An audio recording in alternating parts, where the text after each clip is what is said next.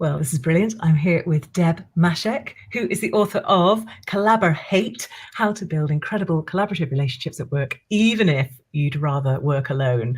I know that some people will be just going, I hope you wrote that for me. Oh, yeah. So just before I come and talk to you, Deb, I just want to remind anybody who's not seen these before, I'm Alison Jones, Director of Practical Inspiration Publishing, and I'm just doing this series of short kind of meet the author sessions on LinkedIn, talking to people who have been shortlisted for the Business Book Awards 2024. Deb, that's you. Oh, yeah. So exciting. Isn't it exciting? So first of all, I want to know, why did you write Collabor Hate?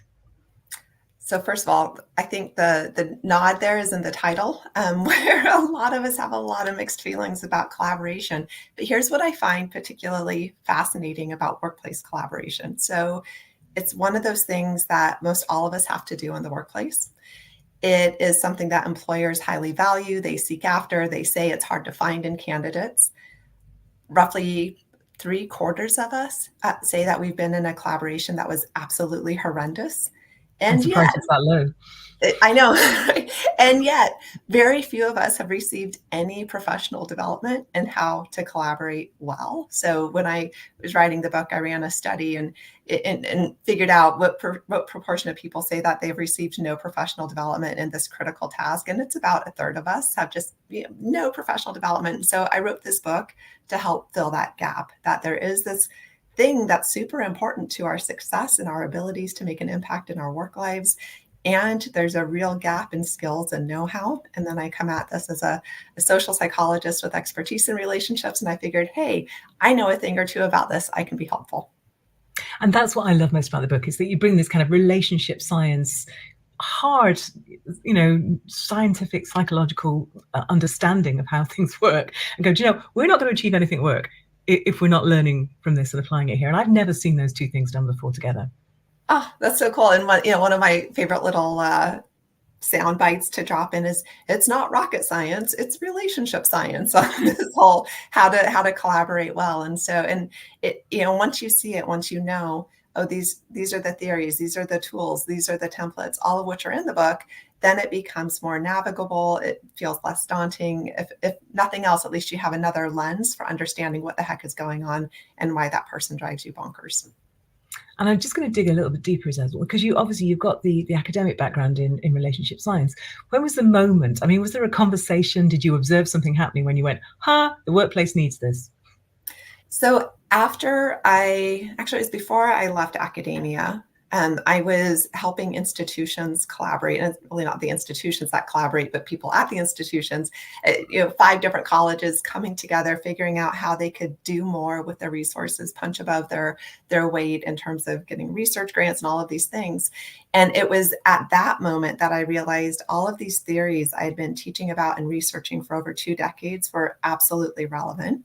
Then later, when I made the transition into consulting, and I realized, like, man, it wasn't just in academia that we struggled to work well with others and to pay attention to others' needs and to put their interest on par with our own. This same pattern of thinking and behavior, it seems to touch every single industry that I've looked at. So whether it's for-profit, corporate settings, small businesses, large businesses, not-for-profits, philanthropy, I'm seeing it everywhere. And when was that moment? I don't remember the exact.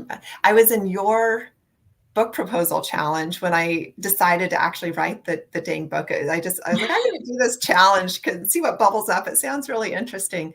And just in those 10 days, realized there was a whole book in me.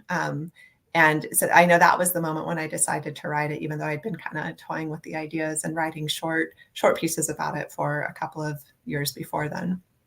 That's so brilliant. And it's so interesting when you see something and you think it's specific and you think it's just a kind of personal issue, and then you suddenly realize, oh, wait, this is systemic. This is, yeah. Right. So, and just a little sidebar on that, there are so many organizations that say, oh, collaboration is a core value. And, some of them will stencil it up on the wall in the office back in the days when we had offices. And the idea that somehow declaring it a core value makes it so, when it's not always possible, it's not always easy. It's not always celebrated.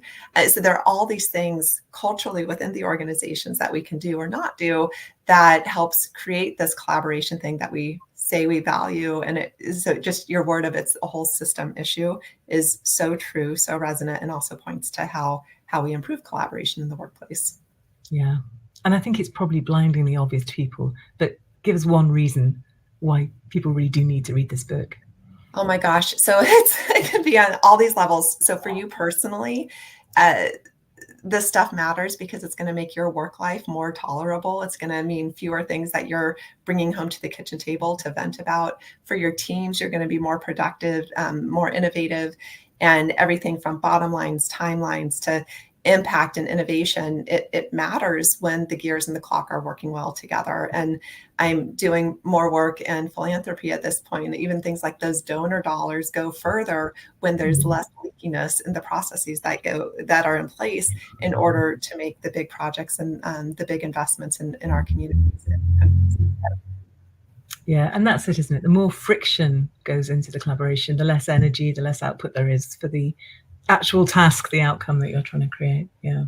Yeah, that's such a beautiful metaphor of the physics of it. Just if there's friction to get it done, that's energy wasted. Right. And we can't afford to waste any energy, none of us. Yeah. I want to know how you reacted, Deb, when you found out. So obviously you knew the book had been submitted to Business Book Awards, and then there was the announcement. You're on the other side of the Atlantic. What was that like? Oh, such a delight, in large part because I know the quality of the submissions. Because, as you know, one of the things Practical Inspiration does is put all these authors in conversation together. And so I had read a whole bunch of these other books that made the list, and they're amazing. I was like, oh my gosh, I'm being, my book, of which I'm very proud, is among this other set of books of which I deeply admire. And even thinking about, one of the winners last year, Helen Beadham, like her book is fantastic. And the idea that this book gets to sit on that shelf of books that people are paying attention to is just an absolute delight. So I'm excited for September. I won't be able to be there at the tables with you all, but I'm expecting lots of live tweeting and immediate updates. So We'll absolutely do our best. And I love that phrase, books that people pay attention to. That's my new favorite phrase. Thank you. That's what we aspire to produce. Yeah. Amazing. Well, good luck. I am so sorry you're not going to be joining us in September. I understand, but I'm still cross about it. But I do wish you every success. And thank you so much for talking to me today. It's brilliant to talk to you. Thank you for helping bring this book to life. I appreciate it.